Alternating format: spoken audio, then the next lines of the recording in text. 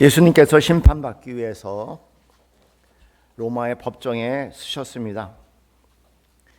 당시 총독이면서 재판관인 빌라도가 예수님께 물었죠. 내가 유대인의 왕이냐? 물었습니다. 이 질문에 대해서 예수님께서는 소크라테스식 화답을 하시죠. 다시 말해서 묻는 질문에 질문으로 화답하십니다. 그 말이 내 스스로 하는 말이냐? 그렇지 않으면 누구에게 들은 말이냐? 빌라도가 35절에 대답하십니다. 내가 유대인이냐?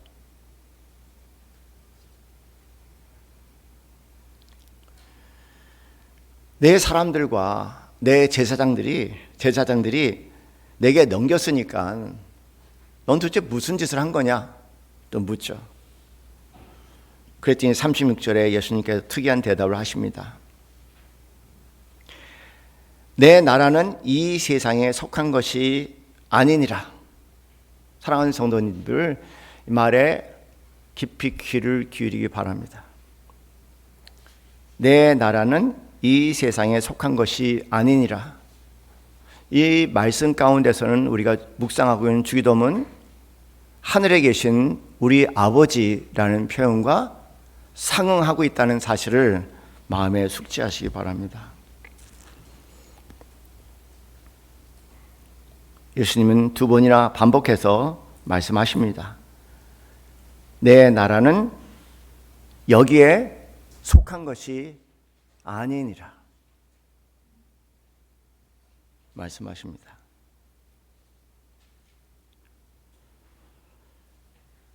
예수님께서 내 나라 말씀하시니까 빌라도가 그럼 네가 왕이구나 라고 말합니다. 그 말을 듣고 예수님께서 뜻밖의 내 말과 같이 내가 왕이니라 말씀하시죠. 그러면서 또 한 절음 뜻밖의 말씀을 하십니다. 내가 이를 위해서 태어났으며 이를 위해서 세상에 왔느니라.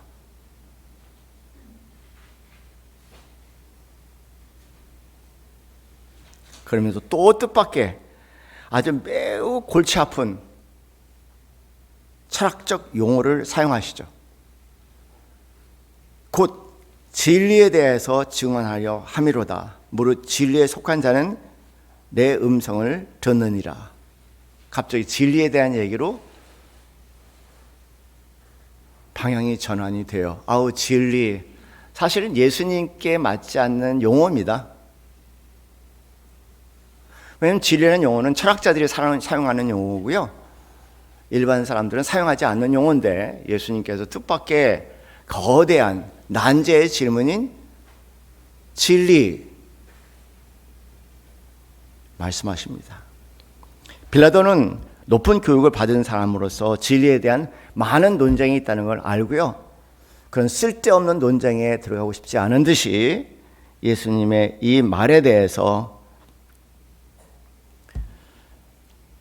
예수님이 말할 수 있는 기회마저도 갖지 않고 이 말을 듣자마자 뜻밖의 그냥 유대인에게로 나갑니다. 그러면서 나는 도대체 아무 죄도 찾지 못하겠다고 얘기합니다. 로마의 법에서도 찾지 못할 죄요.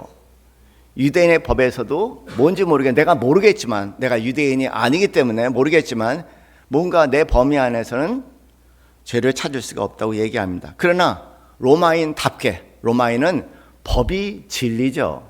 로마인답게 법을 들고 진리를 얘기합니다. 6월절이 되면은 너희 법에 따르면은 한 사람을 놓아주게 되는데, 내가 한 사람을 놓아주겠는데 너희들이 유대인의 왕이라고 부르는 이 자를 놓아줄까 하니까 그들이 소리질러 이 사람이 아니라 바라바, 강도라고 얘기를 합니다. 이 질문 속에 우리는 진리에 대한 용어에 잠깐 시선을 돌려봅니다. 진리란 무엇일까? 진리는 매우 긴 역사를 가지고 있는 용어입니다. 예수님께서 이 진리란 용어를 사용하기 전에 이미 진리는 근 1600년의 긴 역사를 가지고 있는 질문이에요. 당연히 철학자들이 시작한 질문이죠. 가장 이 질문에 대해서 집요하게 추적했던 사람들이 헬라인이라고 얘기해서는 그리스 철학자들입니다. 여러분 알다시피 소크라테스도 있고 플라톤도 있고 아리스토텔레스도 있죠. 소크라테스는 참 흥미로운 것 같아요. 내가 진리를 안다 라고 얘기하는 사람에게 질문을 던져서 결과적으로 그 사람을 하여금 본인이 진리를 모른다는 것을 깨닫게 해주는 사람 역할을 하죠.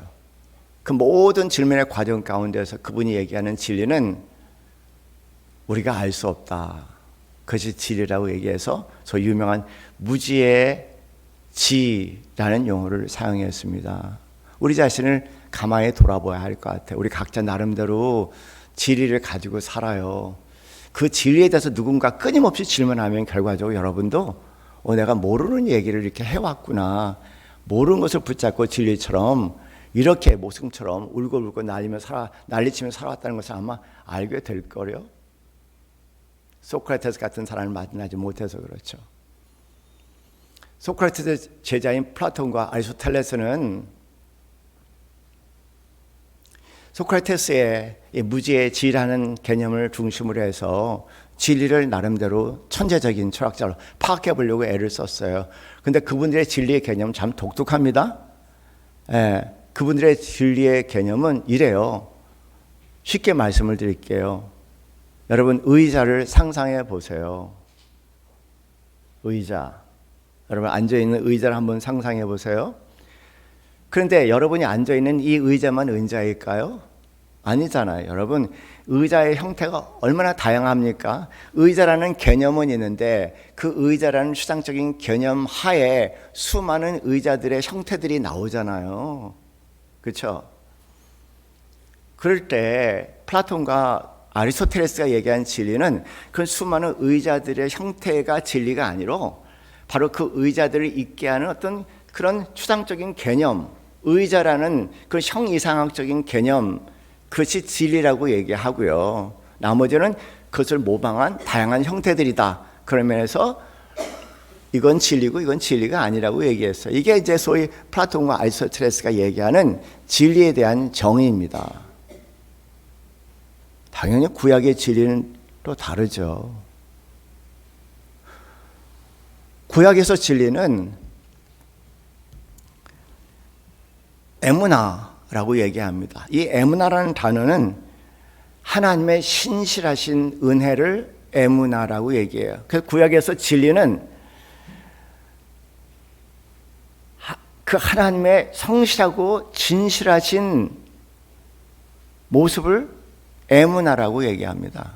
그러니까 우리가 이렇게 생각할 수 있고 저렇게 생각할 수 있고 우리 여러 가지 모습을 가질 수 있지만 하나님은 우리를 향한 그 사랑이 변치 않는 사랑으로 우리 일관적으로 은혜 속에 끊임없이 대하신다는 거예요.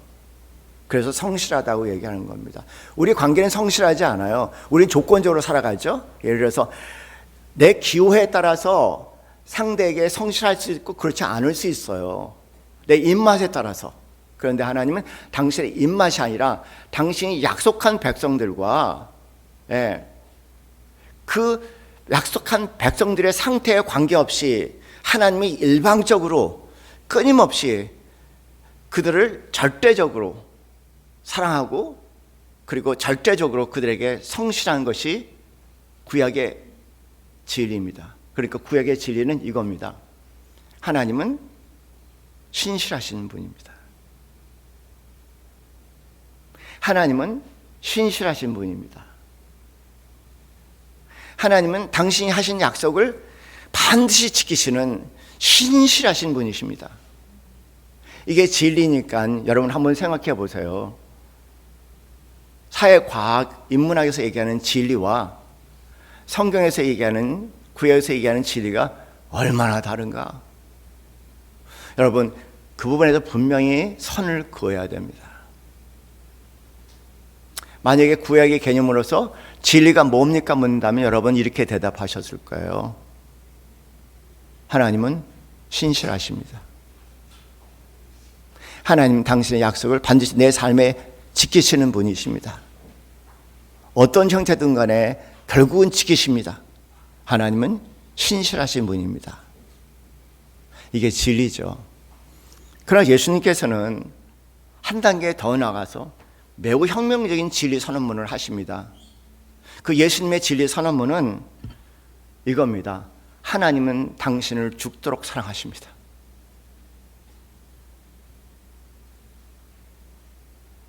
하나님은 당신을 죽도록 사랑하십니다.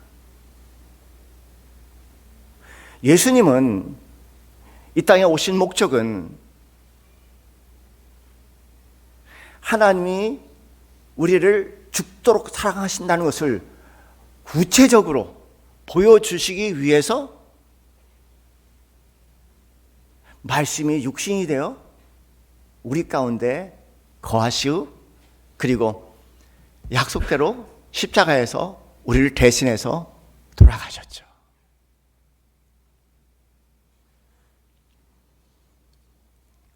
제가 보는 하나님의 영광, 하나님의 나라, 여러분이 만약에 하나님의 나라와 하나님의 영광을 본다면 어떤 모습일까? 아마 그 모습을 아시는 분이 계실 거예요, 여기에. 만일 그대로 하나님의 나라와 하나님의 영광, 하나님의 임재, 하늘에 계신 하나님 아버지를, 하나님에 계신 하나님 아버지의 영광을 여러분이 보고 볼 수 있다면 어떤 모습일까?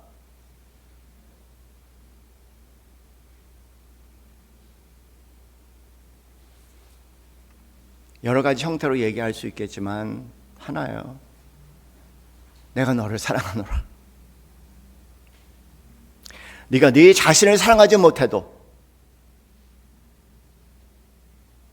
네가 네 자신에 대해서 나는 사랑받기에는 너무 부족한 존재라고 아무리 몸부림쳐도 그분 앞에 설 때는, 그분의 영광 앞에 설 때는 그런 흔적이 전혀, 그 소리마저 없어지고 오로지 그분의 품 안에 나는 하나님의 절대적인 사랑 속에 있는 자라는 것을 깨닫게 되실 겁니다. 그것이 하나님의 영광이에요. 제가 병상에서 만난 하나님의 영광은 단 한마디로 그거였습니다.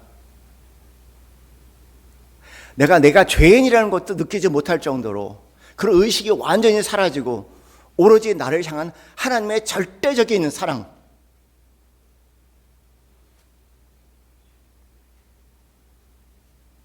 그것밖에 없더라고요. 나머지는 다 거짓말이에요. 사람들이 종교심을 위해서 조종하는 통제와 조종의 방법일지는 모르겠지만 진리는 아닙니다. 전 제 앞에 가신 제 어른 세 분들의 아주 구체적인 죽음의 현장을 목격하면서 동일한 현상들을 경험했습니다. 하나님의 영광 속에 들어간 사람들은 단 하나밖에 없어요. 오 하나님, 오 하나님, 오 하나님의 사랑, 오 하나님. 그것이 인간이 외칠 수 있는 전부예요.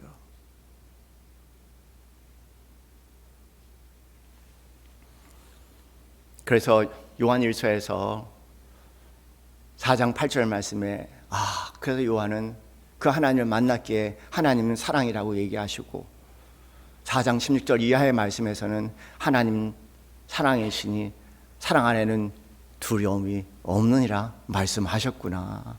하나님의 영광을 당연히 사도 요한은 경험을 했겠죠. 사랑하는 성도님들, 세상에 거짓이 너무 많아요. 사람을 조종하고 통제하고 흔히 인본주의적인 윤리나 도덕적인 존재로 만들기 위해서 기독교까지 이용하는 수많은 거짓 메시지들이 있습니다. 다 지워버리시고 한 가지만 기억하세요. 하나님은 당신을 사랑하십니다.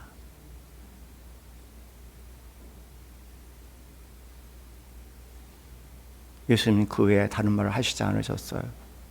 요한복음 3장 16절 말씀에 그렇게 말씀하시잖아요. 하나님이 세상을 이처럼 사랑하사 독생자를 주셨으니 이는 저를 믿는 자마다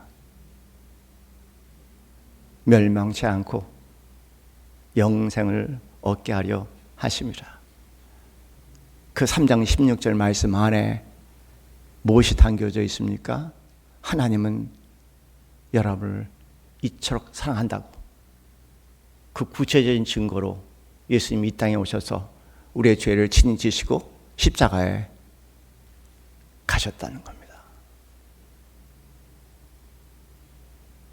여러분, 우린 세상살이에서 이 나라에 살면서 예수님이 얘기하는 내 나라가 아니라 이 나라에 살면서 이 나라의 수많은 메시지를 들으면서 하나님에게 사랑받는 존재가 되기 위해서 하나님의 사랑받는 존재가 되기 위해서 애를 쓰시지만 여러분 그건 다 거짓말이에요.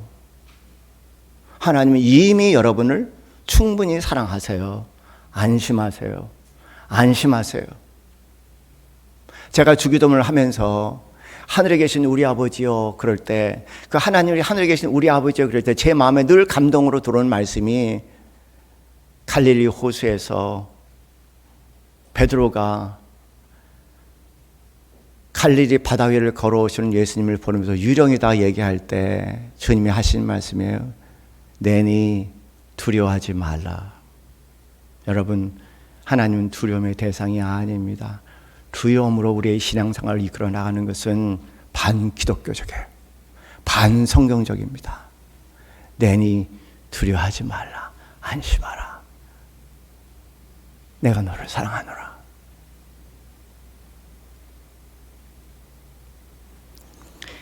이 모든 말들이 너무 추상적인 것 같아서 인간의 예를 들어서 말씀을 드릴 수밖에 없는데 여기 한 분을 소개해 드릴게요.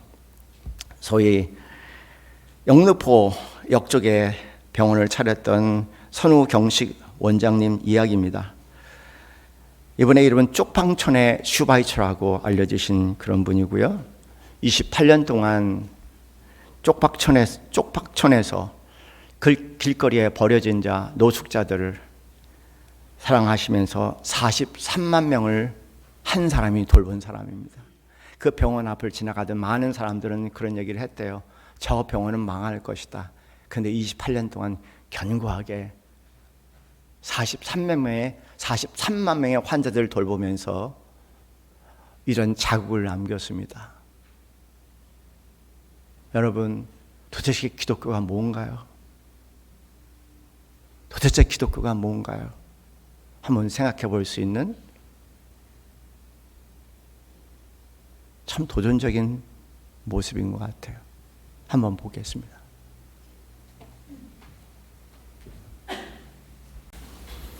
예수 믿는다는 것이 종교인이 아니고 그리스도인이 된다는 것이 무엇인지를 알 수 있는 시간이 되기를 바랍니다. 한국에는 그리스도인이 아니라 종교인으로 탈바꿈한 그리스도인으로 가득 차 있는 것 같아요.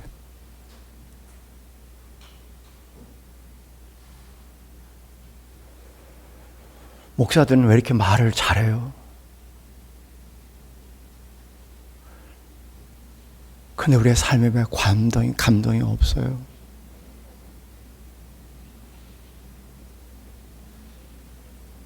예수님이 그랬을까? 예수님은 제가 보니까 말을 참 잘 못하시는 분 같아요.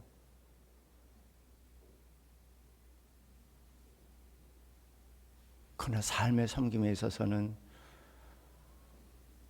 그분을 만난 사람들은 영원히 지울 수 없는 분인 것 같아요.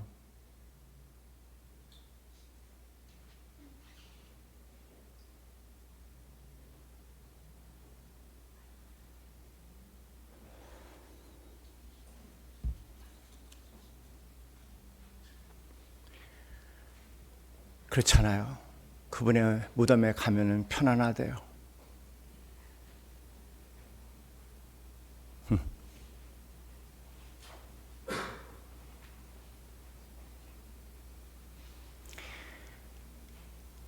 하나님 곁에 가시면, 주님 곁에 가시면 그 자리가 여러분에게 편안한 자리가 되기를 바랍니다.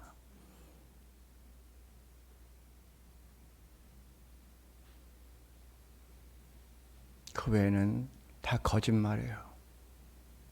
사기예요. 농락이고요.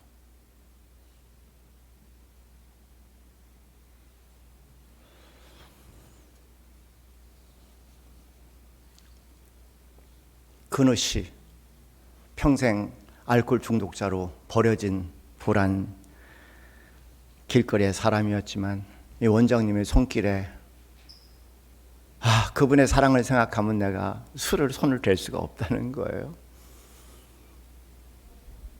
그리고 원장님 손에 좋은 사람 만나서 결혼까지 하고, 그 원장님 보내는 마지막 연결식에 허락해달라고 내가 당신을 아버지라고 불러도 괜찮냐고. 아버지. 그러고 불렀습니다. 아버지.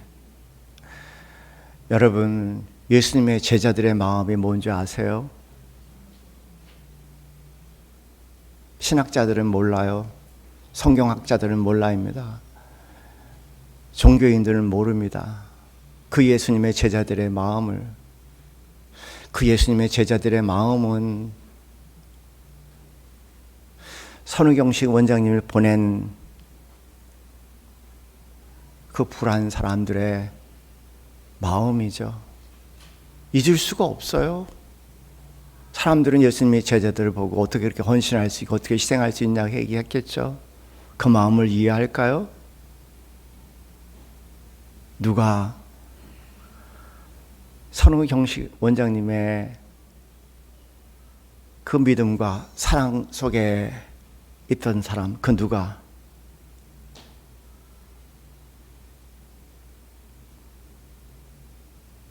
그 마음을 잊을 수 있을까요? 예수님의 제자들도 그 마음을 잊을 수가 없어요. 그래서 그 끝까지 그 길을 간 거죠.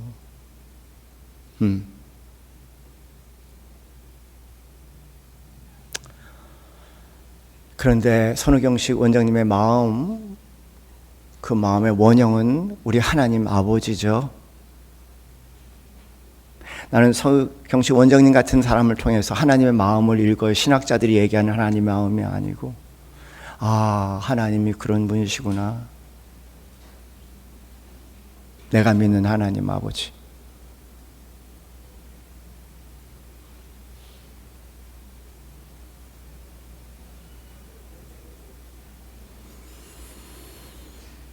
부끄러워도 괜찮아요. 나는 선우경식 원장님을 생각하면 너무너무 부끄럽죠. 하나님께 나의 의를 어떻게 자랑할 수 있겠습니까? 너무 부끄럽죠. 그래도 괜찮아요. 왜냐하면 예수님의 보혈 속에 있는 하나님의 은혜니까. 모르겠어요. 나는 그것만 붙잡으렵니다. 십자가만 붙잡으렵니다.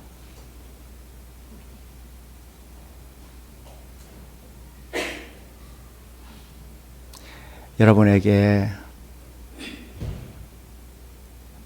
늘 언제 어디서나 그분을 생각하면은, 하늘에 계신 우리 아버지를 생각하면은 늘 편안하고 포근하고 그 사랑에 감동, 그리고 새로운 생명을 읽어낼 수 있는 그런 하나님이 되시기를 주님의 이름으로 간절히 축원합니다. 기도하시겠습니다.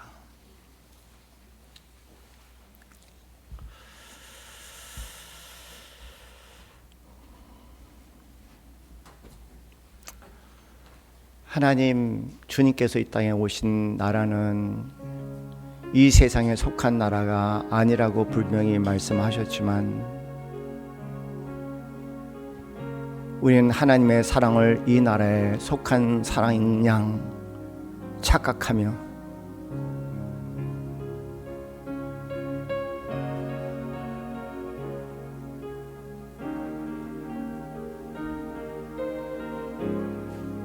불행한 오해 가운데 살아갑니다.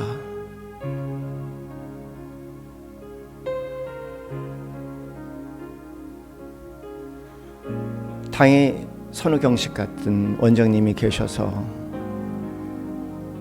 하나님이 어떤 분이신가를 추론할 수 있는 모델을 세워주심을 감사하며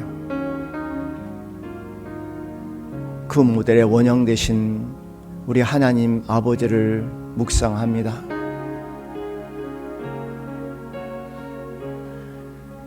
하나님의 영광을 맞이했을 때 그 감격을 생각하고 뒤돌아섰을 때 한없이 울었던 시간들이 되살아납니다. 참으로 모순이었습니다. 하나님의 절대적인 사랑의 품 안에 안겨 내 자신을 잊을 정도로 구속한 주만 전부가 되었던 그 순간을 되돌아보며 한없이 흘렸던 눈물은 어디에서 나온 걸까요? 그리고 그 눈물은 베드로와 같이 주님을 배신했던 내 삶에 나를 위해서 죽으신 우리 주 예수 그리스도의 흔적이 있었기에 돌아서서 나는 한없이 울었습니다.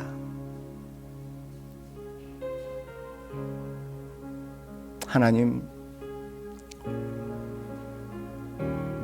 진리는 무사람들이 얘기하는 것처럼 이념도 아니고 개념도 아니고 추상도 아니고 형이사각적인 것도 아니고 정의될 수 있는 것도 아니고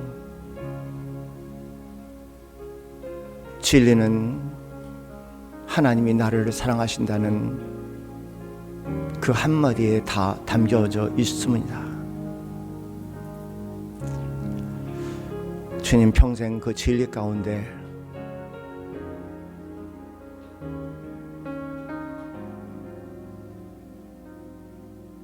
선우경식 원장님의